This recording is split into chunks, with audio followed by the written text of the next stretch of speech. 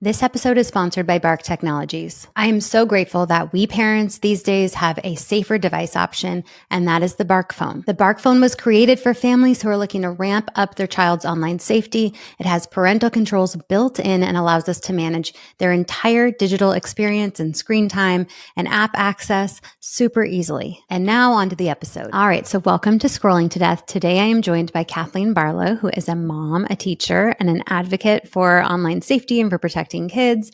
So thank you for joining me, Kathleen. That's great to be here. Thanks for inviting me, Nikki. Sure.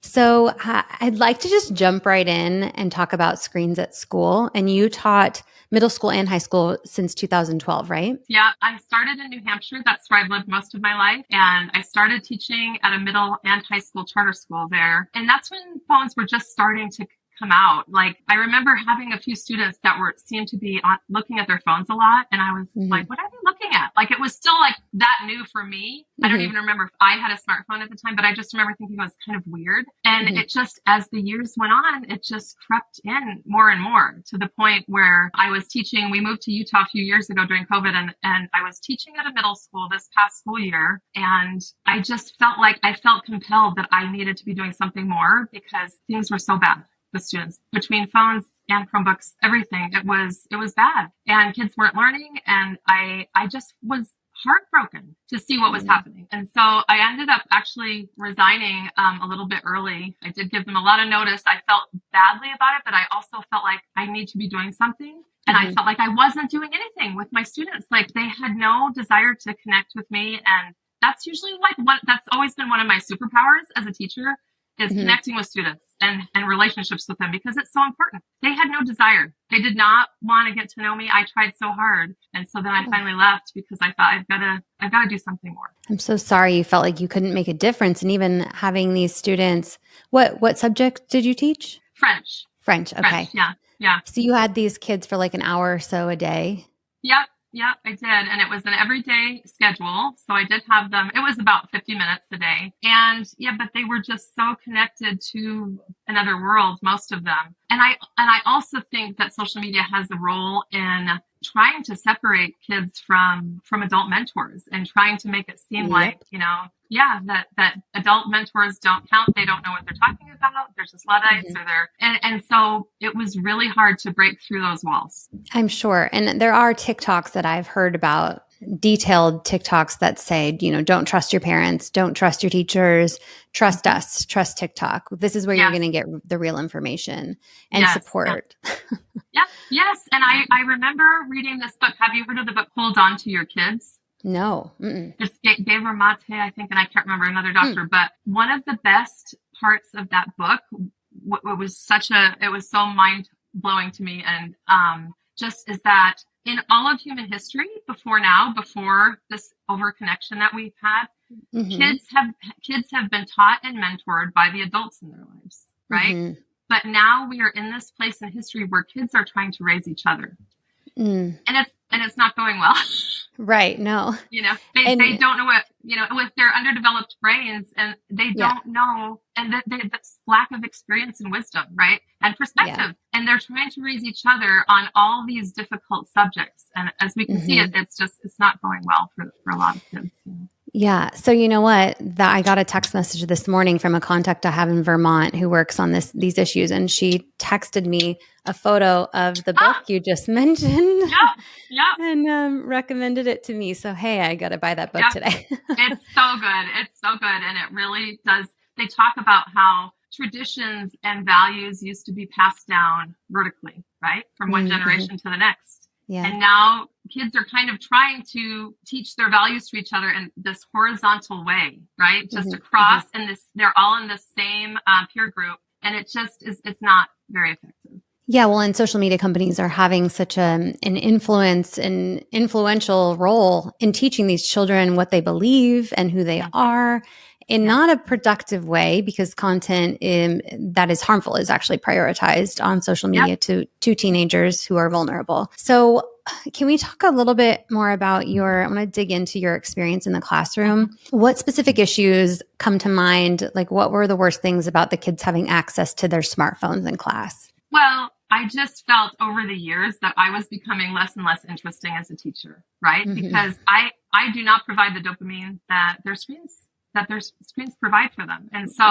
Right. I did feel like I was kind of becoming obsolete, and I think again, a narrative that's often spoken, in media is that school isn't necessary. We have Google. So why do we need school? Right. And I felt like that's what I was fighting against, was kids who were like, we don't need to pay attention to you. We have everything we need on these devices, and that reminds me, have you read the book Screen School by, Yes, I love Screen School.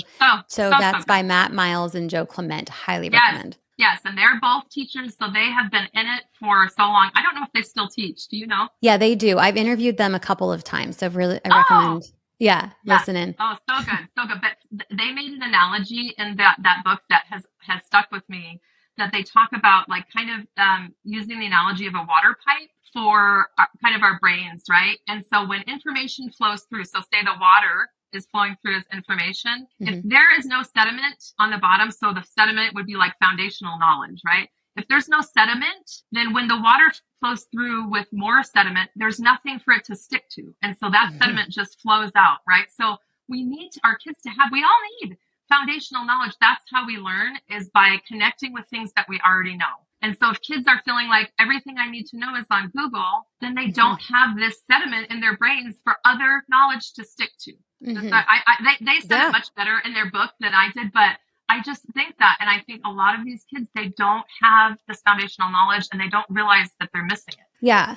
That's and one thing that comes up for me in our household is if we have a question and my kids don't know something and maybe I don't even know it, we talk about it first for at least several minutes, and then we don't even look it up. We call my dad or my mom, whoever I think like is, an elder person in our family that I think might know that answer, and we get information from them. And then if we need to, we can look it up. But that should be like after we've thought critically and had conversations and learned from other people's experiences. Yeah. But this critical thinking situation, losing all of that by having access to now not only Google, but the AI, ChatGPT, and they can look anything up. Yeah. Yes. And I think some students are so used to having all that at their fingertips for testing, for everything else. If they're testing on Chromebooks, some kids are very adept at just cheating, and that's what they're used to doing, and so they don't know how to put in the work of actually studying for something. And it seems so difficult when they're used to just being constantly overstimulated by what they're looking at on their devices. The thought of trying to do something hard, because studying and learning is hard and it takes time, and it is not instant gratification, right? And so it's so hard for a lot of students to know to where to even begin. And so I would have students, and I only used Chromebooks one time in my classroom this past school year. And so they did get used to the fact that we didn't have phones. I told them, your phones are away from the moment you step into the classroom until the moment you leave. And I didn't used to do it that way, actually. In my schools in New Hampshire, before I had realized how bad things were getting, I would let my students be on their phones at the beginning of class and at the end of class. And then I started realizing over the years, that is the worst time for them to be on their phones, because they're missing out on talking to their neighbors and maybe developing a friendship in real life, So anyways, but back to the Chromebooks. So I didn't use Chromebooks. They were used to that. I had some students, and absenteeism was a big problem. I had some students that I would see very rarely, that they would come in and they'd be like, why can't you just give me the work on my Chromebook? I can do it on there. I know how to do it on there. And of course, what I wanted to say, or what I was thinking, was because they're cheating, and and it's not their fault. They have been given this technology, and that's what they've learned to do, And so it was very frustrating for some of my students when I didn't allow them to use Chromebooks. Yeah. We can't let the computers think for us. So we touched on smartphones, but what about the school issued devices? For example, in my situation in kindergarten, they give kids iPads in class, and my youngest starts TK, so she'll be 4 next year, and she starts TK, and they give them iPads. And I said, I'm giving you a heads up now. I don't want my 4-year-old to be using an iPad at all. I don't think it's beneficial to their education at that age, and it should be a play-based situation. So what is your thoughts around our current use of school-issued devices in the classrooms? I was not ever in a school in New Hampshire that had one-to-one devices. So Oh, I good. left teaching there in 2020. My family and I moved to Utah during COVID. And then I actually was taking some time off to be with my family. I have six children, and my youngest are twins that are 17, but they've really struggled over the years. They're doing so much better now. I would love to talk a little bit about their experience later, but Yeah. but so this particular school year, when I started teaching in Utah, it was a new district to me. It was a new school.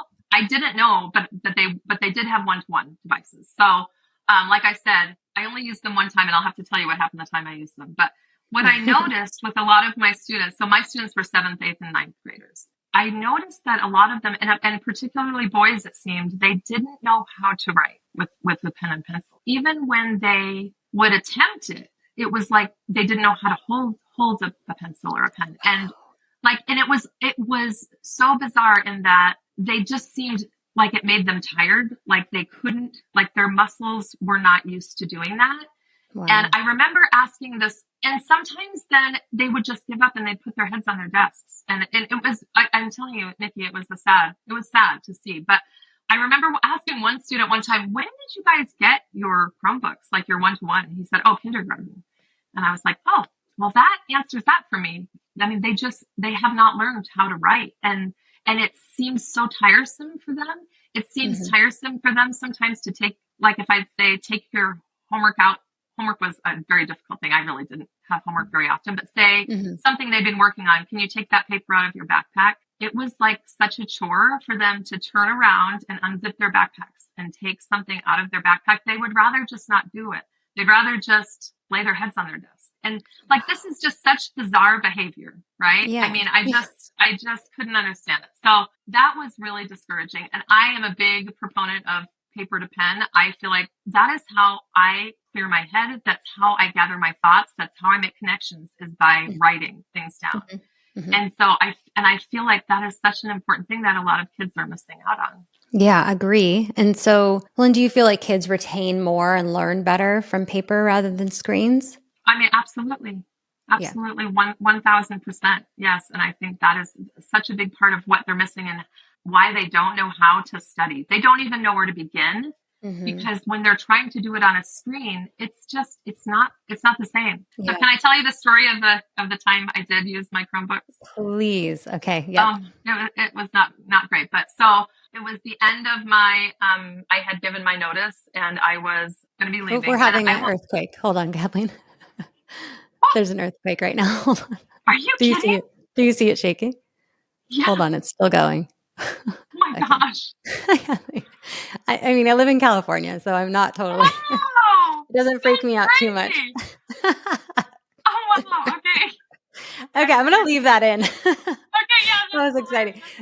Okay. I'm so sorry. Start over. No, that's fine. No. So it was, I had given my notice. I had told the principal at my school that I was leaving and that I needed to figure out something more to do to help schools with getting screens out. And I was exhausted and frustrated, to be honest, with my classes. One of the biggest rewards for teaching for me has always been my relationships and kids like learning and going, oh my gosh, Madame, thank you, for whatever, over the years, I've had a lot of students that have been appreciative of what I've taught them. And I just, this school year in particular, I just did not feel that at all. So I was exhausted. I was ready to be done. And so I had decided to let my students do a project on researching a French speaking country, which is, a project I've done a number of times over the years. Do some research, do a Google slideshow, make a poster, do something. Kids don't usually want to do posters anymore, but I always offer that because I would love for them to do that. Yeah. And so I gave them a few days in class to do it. And the time just kept dragging out and they were goofing off. They weren't getting stuff done on their Chromebooks. And they just kept saying, we need more time. We need more time. This isn't enough time. And I'm like, you guys have had plenty of time, right? But they're so used to doing this, I feel like now. And it's so hard for them to stay focused that they really can't get something done in a decent amount of time, So finally, I had some kids that were still working on their projects, but I had some that were ready to present. But I was like, you guys, during the presentations, there are not going to be Chromebooks out. Nobody is going to be looking at a Chromebook while your classmates are presenting. It's just disrespectful, right? Yeah. But I had these students who couldn't, it was like I'd let the cat out of the bag, and they could not stop opening their Chromebooks, playing games, looking at. So it was like playing whack-a-mole with these students, trying to get them off their Chromebooks, the ones who weren't presenting. And finally I just had a couple of kids that were just being they couldn't help themselves. And I know that that's not their fault. They couldn't help themselves. So finally I took their 2 Chromebooks, these 2 kids, and I said, you guys can pick these up from the office at the end of the day. And I didn't even know, I mean, I figured that was okay. Like I figured that they could get their Chromebooks taken away for the day. I just hadn't even thought about it. And again, I just don't typically use Chromebooks with students, so I wasn't familiar. But I felt like I was about to have a mutiny on my hands, like with this particular class. Like there were kids who were coming up to me at my desk and like, you cannot do this. They need those Chromebooks to learn. Class ended shortly after that. And I had the 2 Chromebooks. The students finally all left my classroom. I had the 2 Chromebooks that I was going to bring down to the office. I was just finishing up a few things. And I think less than 10 minutes later, one of the assistant principals came into my room and asked me for the Chromebooks. And I'm like, are you kidding? Like these kids would not like stay off them. And it was, really disrupting the class, blah, blah, blah. He's like, well, that's the policy. They can't have their Chromebooks taken away. They need them for their next classes. I know. Wow. And I just thought, what are these kids learning? They are learning. What did those 2 kids just learn? They learned that their Chromebooks are more important than anything. And that they can get them back. It doesn't matter how they behave with them or what they do, they're going to get them right back. I was so discouraged with that. And I was just like, wow, this has to change. I'm so sorry. It sounds similar even to kids having phones at school. So we just got a new phone ban implemented. So the phones should be off and not used at all on campus, but the kids can still have it in their backpack. And we can't, I guess, legally take it away. Teachers can't take it away. So yeah, it's like, where does the importance lie and where does the responsibility lie? And I hear just from teacher after teacher, the struggling with enforcing and not having the backing. And that's... Again, yes. I've talked to my husband about this many times as I've gone through the years and teaching in difficult experiences. And I was telling him how difficult it is as a teacher to be the enforcer, right? It is so hard for us to be the screens police because, and I wonder if this was in your podcast that I heard one of the guys from Screen School talk about like, what is a teenager's favorite possession? It's their phone, right? And so for teachers to be taking that away every day, you are setting that teacher up and the student for failure with their relationship because the student is going to be consistently pissed off at their teachers for taking their phones away. And it's a lose-lose. So I feel like, and I've been very involved since I left teaching. I became involved with, first I read The Anxious Generation, which I was like, yes, please. This is everything that I have been saying on a lot of deaf ears. Some people that are just like, well, yeah, there's nothing we can really do about it though, So I read The Anxious Generation. I found out about the smartphone free childhood. Are you familiar with that group? Yeah. Yep. And so I've joined that.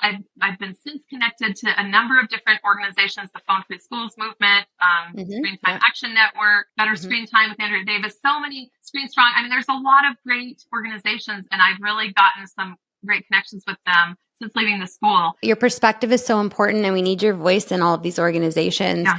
And I think parents who are listening need to understand what's truly happening at school when we allow our kids to have access to devices. And even the device use, however we decide to manage devices in our own home, trickles over to how they act at school. I feel like Dr. Haidt was exactly correct that the only way to do this at schools is to have a bell-to-bell policy.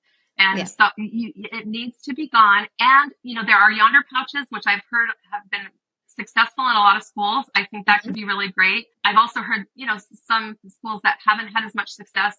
And then Dr. Haidt's other suggestion is a phone locker, just a small phone locker to have. Like every homeroom teacher has a phone locker. I'm actually in the process with a partner of developing a product, a phone locker for schools. I do love that idea because it's out of sight, out of mind. And I think that is so important. Like the pouches are still in the kids' backpacks. And so they're still looking at those pouches going, oh man, what's going on in there?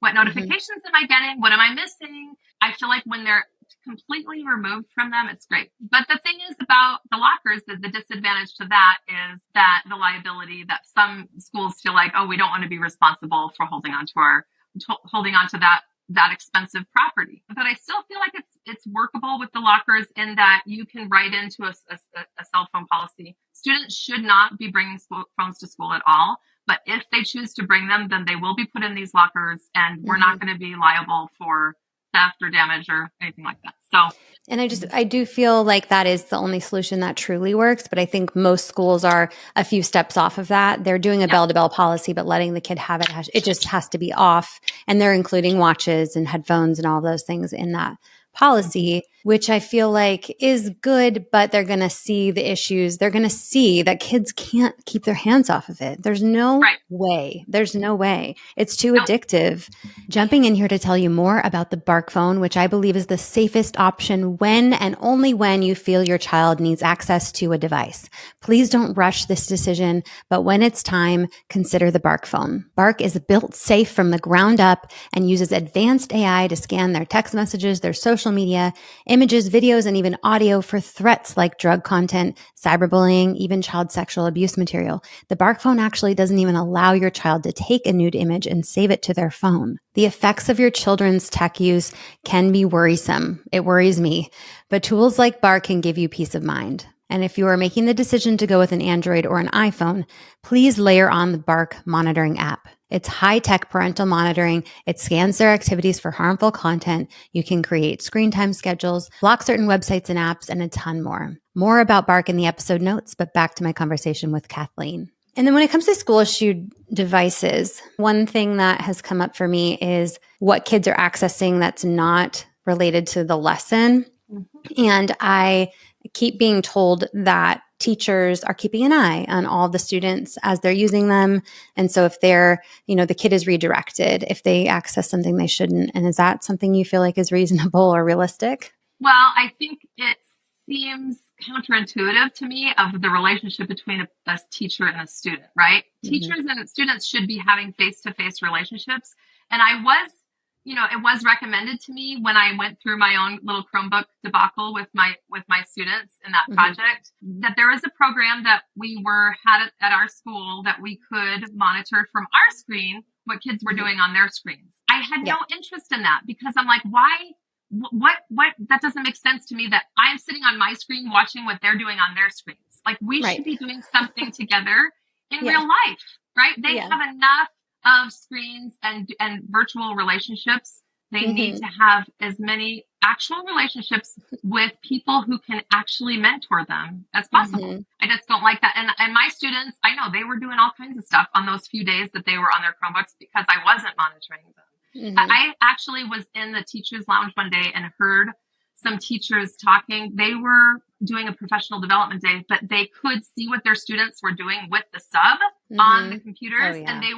And so they were actually, but it was kind of almost like a bit of a joke. Like they were like, oh, I see what he's doing. I'm going to turn that off for him. And just kind of like it was just a back and forth game. Wow. And what a waste. I mean, what a waste of time. I just feel like, I agree. And it's like trying to solve a technology issue with more technology, which is in this case not applicable. I know there's a lot of great AI is a tough one, but there's some good AI tools that are being developed to help some of the issues online. But this is not one of those cases where I feel like the teacher should be given technology to manage the kids' technology. Why don't we just take away the distraction and then stay focused or keep it face to face as much as possible? Yes. Can I just tell you, this is like an awesome analogy that I have just thought of so many times. So I don't know if you've heard of the book Upstream it's either Chip or Matt Heath. I should have gotten these books straight, but it's so good. And so the premise of they're brothers, and they actually both wrote a book called Switch that I read, and it's kind of about how to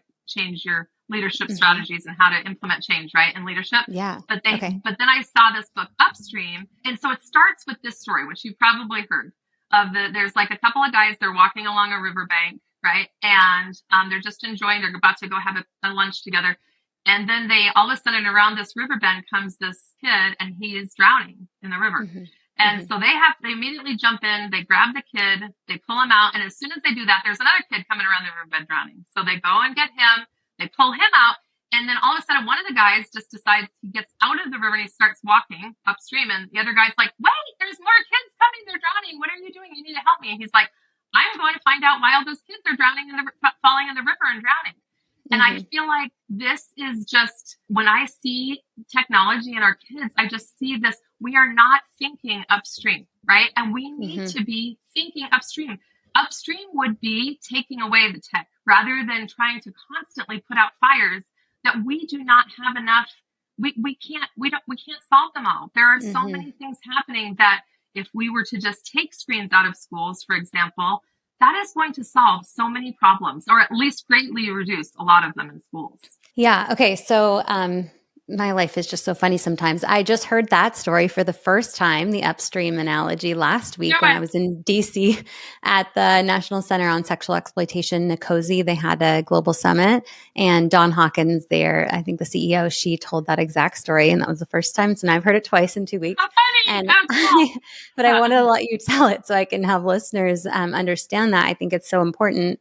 I know a lot of parents care a lot about these issues, but we're dealing with districts that are very tech heavy and that really are being pushed to these new educational apps and these new devices that kids need to be using. And so, do you have any advice for parents? And then after this, I want to get to some background on your family and your managing screen use with your family. But do you have advice for parents on how we can influence our schools to like back off on the technology? Yeah. Well, I first think that we as parents and families need to think about, because the tech companies are promising better results, right? That our kids are going to be smarter from all this tech. They're going to be better off. They're going to be well equipped to go into some great technological career, right? And are they? And they're not. That's the thing. Right. And I've been actually thinking about this myself. Like, is there any evidence that this is happening? All I see is that kids are declining year by year.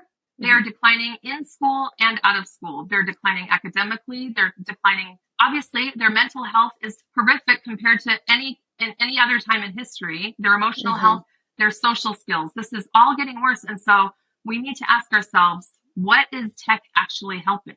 Nothing. And so but as far as getting into your schools and trying to implement change, I mean, this is what I am right now starting my own little organization called Screens Out of Schools. And it's just a very baby organization. I haven't really reached out to schools yet, but I'm trying to get my ducks in a row. And so I've been thinking a lot about this. What is the first step? And I think the first step is parents getting together, right? If you can find even a few other sets of parents or families in your community that feel the same way, get with them. This is going to help your kids because they're going to know that they're not the only ones that aren't on tech. And then it's also going to help as far as trying to make a bit of a difference and influence at school, right? And the phone-free school movement, has an administrator toolkit that they have just rolled out that takes you step by step. And anybody can get this if you go to their website, but it takes you step by step from the beginning of like a letter to maybe staff and teachers and say, this is what we're going to do. A letter to families and saying, this is what we're going to do. Surveys have been really helpful. My friend Andrea Davis from Better Screen Time did surveys that have helped just to kind of get the vibe for what students are thinking, what parents and teachers are thinking. And actually in Park City, Utah, they are trying to, the smartphone free childhood movement that I'm a part of, we have our little Utah group, and there's some women in Park City that are doing amazing things trying to get phones out of schools in their district. And they found from a survey that 85% of parents were on board with phone bans. And so I feel like we have a small minority of parents that are often more vocal about it, that don't want this to happen. But I think most parents are at the point that they realize, okay, yes, something has to change. Yeah. So I think step by step, it's the little things, but being consistent and following up with schools and teachers and again, members of your own community to try to band together. It's like Dr. Haidt said, this has to be a collective action. Yeah. It's hard to find personally parents that feel similarly about, well, you know what, phones in schools, I think we're good. Like, I think parents, when you lay out the research and you understand that I think a lot of parents have an issue where if my child is in a safety situation like a shooting, I need them to be able to get a hold of me. But when you have that, break that down and have that discussion about, does that phone actually make them safer in that situation? And the answer is no. And it actually makes them more unsafe. I think there's a lot of parents, like we can get parents on board, the majority of parents. But when it comes to the overuse of the school issued devices and the inability for schools to really lock them down, to not have access to all the distracting areas of the device, that has been harder, in my opinion, to get parents to understand. And so I'm working on, and why don't we compare resources separately, but I'm working on an episode all about like the myth of school issued devices or the myth of device learning, and breaking down all that research about we don't actually learn better from devices, and it's not going well, us pushing devices on the kids. You know, we're dumber than ever, we're less confident than ever, all these things. And no one's saying no devices. No one's saying, you know, kids don't need to ever use a device in class, but there's certain subjects where it's helpful, and there's a certain age when it's appropriate at the right timing to introduce it with safeguards and with conversations. That's not currently happening. Our option shouldn't only be to send our kids to an expensive private school that like Waldorf, that doesn't give them devices until 7th or 8th grade. Like that can't be my only option. Indicative, right? When we see like Zuckerberg went to a school in my state of New Hampshire, Phillips Exeter Academy. That is one of the top private schools in the nation. And, you know, it's very, very, very low tech. And I think, yes, there is a place for technology in our classrooms, but computer labs, I think, are the way to go. You know, even if you have a cart in your classroom that, you know, I think computer labs and just having it, you know, its own separate space would be ideal. We're being sold this bill of goods that our kids need to be on technology all the time so that they can learn technology. But that doesn't make any sense. I mean, none of us were on technology, and we all learned it. Of course, some of us better than others. Yeah. And this myth about device readiness, like kids need to be on devices when they're little in order to learn, you know, to engage in society successfully, which is just silly, because these devices are made to be, I mean, our toddlers pick them up and can figure them out. So that won't be a problem when they're teenagers and getting used to the devices. Okay. So let's move to talk a little bit about your family. So you have 6 kids and 3 grandkids, right? Yes, I do. Yeah. Okay. And so my kids span from, you know, I have 2 millennial kids, 4 Gen Z kids, and then I have my 3 grandkids that are little Gen Alpha, right? And so it has been so interesting. In fact, we're on this family vacation right now where we're all in this cabin together. And it makes me cry because I love seeing all these generations together, right? My husband and I are Gen X. We have millennials in the house. We have Gen Z kids. We have significant others with us. We have in-laws with us. And then we have our 3 little grandkids. And all of us together, we have been just having a blast. If you saw what the front room of our cabin looks like right now, the kitchen table has been commandeered. It is full of diamond art and puzzles and these sticker things. I just brought everything I could think of. I don't know if you've heard of the book Opt-Out Family by Eric Lochner. No. Sorry, it's new and it's really good. But she talks about how we and families need to be, or try to be, as enticing as the tech is to our kids, as far as trying to get them interested in doing these normal, healthy, low dopamine activities, right? So I had a laundry basket full of like books, just in case somebody needed to read a book. And coincidentally, my daughter's partner, his Kindle wouldn't work, and so he didn't have a book to read. And I'm like, oh, well, I have some books. So he found a great book that he was reading out in the hammock, you know? So I feel like we've had this really awesome experience, board games. You know, we're out watching birds. One of my daughters is obsessed with bird watching, and we've just been having so much fun together and very little screen time. We did watch a movie together one night, which was also awesome. But most of what we've been doing is off screens. And this is a culture change for my family. So it's been so awesome to see. Yeah, you know? I love to hear that. And it's interesting timing, because this morning, my episode that dropped is with Jenna Lee Dillon. And she wrote a book called Look Up. It's a wild and screen-free roadmap to enjoying travel with kids. So she's been on like 100+ trips with her daughter, all screen-free. And she talks about how important that is. So that's so cool. Yeah, it's so cool. And And she has such good tips for removing the devices and enjoying the journey in addition to the destination without devices on vacation. So you can really make those memories. Can I say though, I think one of the hardest things for parents, especially of young kids today, is that they have the option. They have this option that is so easy, and it is so easy to put a device in front of a kid and keep them quiet, at least temporarily.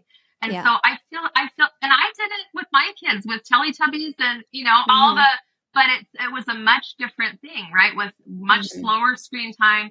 There were starts and ends to the shows my kids watched. Right. But now parents have this very easy babysitter, and it's hard not to take advantage of that sometimes, But it's so easy and also so harmful because most of what they're accessing on there is addictive or has ads, or if it's YouTube Kids or YouTube, it's definitely harmful and serving inappropriate content. But even if you find a educational app, there are very few, you're removing anything outside of that device from their purview. They're not engaging with anyone. They're using only two senses, audio and visual. And what those little kids need for their brain development is face-to-face interaction. That's what builds their brain. And so pay now or pay later. That's really what I think about. It really is. Pay now or pay later. Exactly. How has the journey been with your you have 17-year-old twins. So how has that been? Because they've been going through this whole issue in real time. Yeah. So, I do say I'm not the type of person to have a lot of regrets. I don't typically look back in my life and go, oh, I just regret. I wish I coulda, shoulda, woulda. That's just not how my mind usually works. But I do have this huge regret that I gave my kids these devices. I gave them all to them as soon as they were old enough, because that's what it was like. My oldest is 30.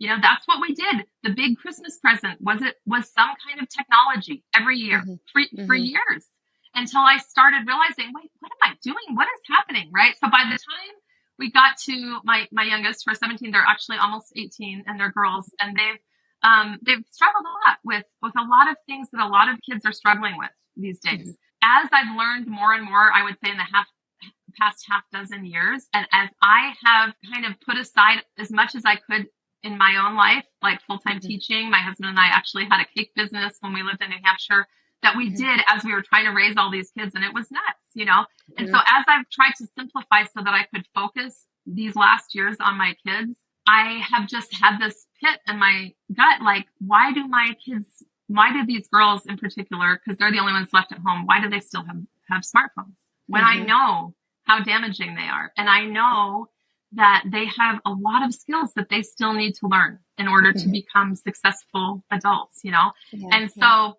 I've tried screen resets in January 2022. My whole family and everybody agreed to do this 1 month long screen reset with me, where we took everything off the phones. Everyone still had phones. We took everything off, but the kids, like my oldest son and his wife, my two grandsons, they took them off screens for the month.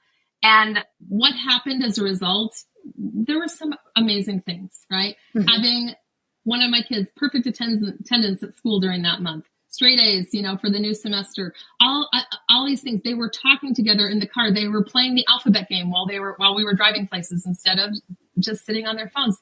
One of my kids, who's very, very creative, said that they felt like they were getting some of their creativity back because they weren't constantly consuming. They were creating, and they weren't relying on other people to give them ideas. That happened.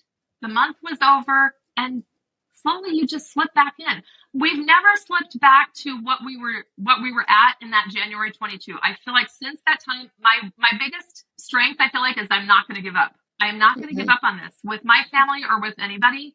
And so slowly we have shifted our family culture in a lot of ways. We don't have phones out at the dinner table anymore. We don't have phones out while we're talking to people. We enjoy talking to each other and doing actual physical activities more than just sitting on our phones, right? So there has been a lot of good that's come from that reset. We did another reset, actually the next January. I decided, let's all get flip phones for the month.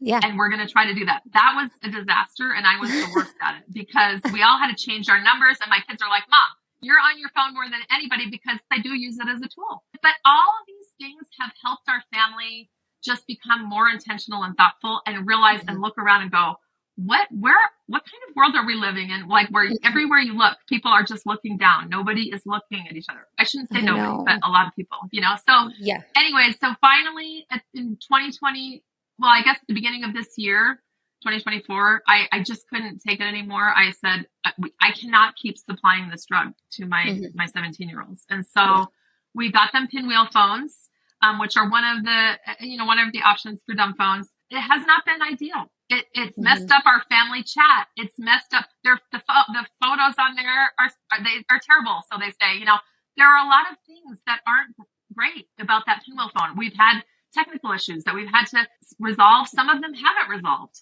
but I feel like this is teaching them and all of us that we can figure things out. We can problem solve. We can think about things, and everything doesn't have to be super easy in our lives. I love right? that. Yes. So it's been about 7 months, I think, that my girls have had these phones, and they're surviving. And I feel like I've seen how they are doing better because of it. And I've seen instances in their jobs. They are hard workers. They work at the same little soda shop in our community, and they are working hard, and they see the other kids sometimes on their phones during their shifts, or they'll come into a shift, my daughters, and the place is a disaster, and the kids that are working are on their phones, and so they are seeing it in real life, like, oh my gosh, we are glad that we're not addicted like so many kids are, Thank you so much for sharing that, because I think a lot of parents believe that if they've given the full-blown smartphone, the iPhone, that they can't go back. Yes, you can. Yes, you can. And it might be hard, and there's going to be, issues in the transition, but that you're a testament to it can be done. I also am a huge believer in stop making it so easy. Like I don't even have a case on my phone because I want it to be slippery, or I don't have that little pop socket on the back so I can be on it all the time. I barely use my headphones. I don't have a watch, so I'm not getting dinged all the time. Like, don't make it easy for yourself. If you make it uncomfortable and difficult, you're going to use the technology less, which is better. We're not supposed to be using this technology constantly as parents and mirroring for our children. So I think the biggest issue that I saw at school with kids, and I've talked to other teachers about this, is they are not used to feeling discomfort. And when they do feel it, they want to escape it as soon as possible. And so that the easiest escape is into their screens. Yep. And those are such important skills that they need to build. And whether it's just distracting themselves with social media feed or texting their mom that someone was mean to them, like they're okay. They need to work through those issues, and they have people at school they can go to if they're having an issue, and they need to learn how to access their community as well, and sit with uncomfortable feelings, because life is uncomfortable most of the time. Oh my gosh, this has been such a great conversation. Do you have any other takeaways for parents that we didn't cover yet? Sometimes we're not saying, when we say take away the phones, is that you can't just take them away and say, good luck, kids, right? I mean, there has to be a plan in place. And for me, as I've tried to reel back from media in our home over these last years, it's been very deliberate, and it's taken hours of time and planning. And it does take time, not to scare people to not do it, because I know a lot of people don't have that kind of time. I had to quit my job to find that kind of time. And so I understand it is so hard to do, but it can be done, and it can be done incrementally, I believe. Like, some people are like, you've just got to go cold turkey and that's it. And then when people try that and it doesn't work, then they're discouraged and they give up. And I feel like, and this is Andrea Davis from Better Screen Time, that's her message, is it's never too late, and you can start by doing small things, right? And so I think, yes, giving kids chances to play and to be independent are huge. And can I tell you a quick story of something that happened to one of my 17-year-olds recently? Okay, so she has 2 birds, and she was going to get their nails trimmed. And she loves animals more than anything. And it's been very emotionally supportive for her to have a bunch of animals in her home. So she was going to bring them to the bird place to get their nails trimmed. And I had gone with her a number of times before. She'd never been by herself. And I was nervous for her to go, but I'm not kidding you. The morning that she was leaving, or the afternoon, as she was leaving, I was thinking I should just rearrange my schedule so I can go with her. I'm thinking in my head. But then I was thinking of Lenora Skenazy. I had just that morning finished her book, Free Range Kids. Yeah. where she talks about you've got to let them do things and be uncomfortable yourself in it, right? Mm-hmm. So I let her go. About 40 minutes later, she called me and she said, Mom, my phone is, and this is now she has her dumb phone. Yeah. I shouldn't call it dumb phone, but she said, my phone is at 1%. I am completely lost and I don't know what to do. I don't know how to get home and I don't know how to get to the bird place. And then I hear click and that was it. And I was like so panicked for her because she has struggled, emotionally with a lot of things over the years. And she's growing so much. But I was like, oh my gosh, I can't be there for her. And I didn't know what to do. And I didn't, I was kind of stunned. Like, what can I possibly do? I can't go searching for her. I have no idea where she is. Yeah. And so long story short, about 40 minutes after that, she called and she had found the charger to their new phone. There was one in the car that she had found in the back. I was hoping she'd go to a gas station or something, but I also knew that she was, yes, but I knew she was probably also crying and that she probably would not do it. And she didn't want to do it. So I'm hoping she'd get to that point at some point that she would, but she found the charger she was able to contact me and say, Mom, I found some landmarks that were familiar and I'm almost home. And I was like, I couldn't believe it. And she got home and she grew that day. She grew. Mm-hmm. She learned that she could rely on herself and that she could get herself out of a difficult situation. And that is what I feel like so many of our kids aren't getting those situations. And these girls, my 17-year-olds are getting some of these situations a little late, but they're getting them. And so I'm so happy about that. Oh, Kathleen, I hope you feel really good about that because that's such an important lesson. And that's a lot of our need is to want to be there for our kids 24/7 and help guide them through things. But age appropriately, we need to start letting them do things on their own without a device or just with a very, very simple device that doesn't distract them, but is there for emergencies only. Becoming part of this movement, it really is a growing movement. You should definitely check out the Smartphone Free Childhood.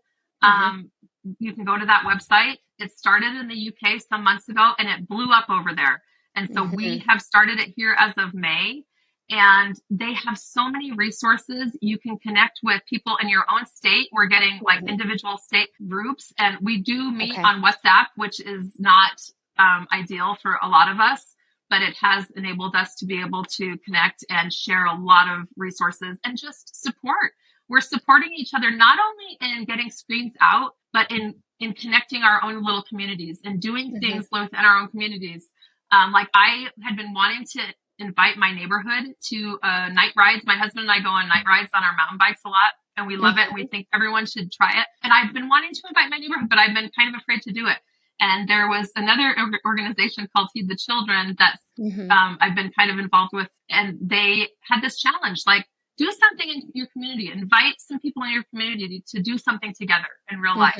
So I finally invited my neighborhood and we've actually had 5 Friday night, I call them Friday night lights. We've had 5 bike rides with our neighbors and all different ages and abilities. And we're all working together and just experiencing nature. It's been amazing.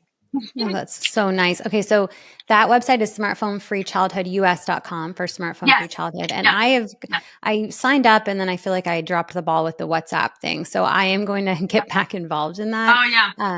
And then you're developing. Okay, good. And then you're developing an organization called Screens Out of Schools so we can follow up with listeners when that's ready to go. But I really thank you so much for speaking up. And I know this issue of screens in school is like complicated and deeply rooted in profits for big tech. And it can be hard to crack this and change minds around this and change society's preset conditioning around this. But I'm in awe of people like you who take on the challenge and I'm on board as well. So thank you so much, Kathleen, for being here. Thank you so much, Nikki. It's been a pleasure.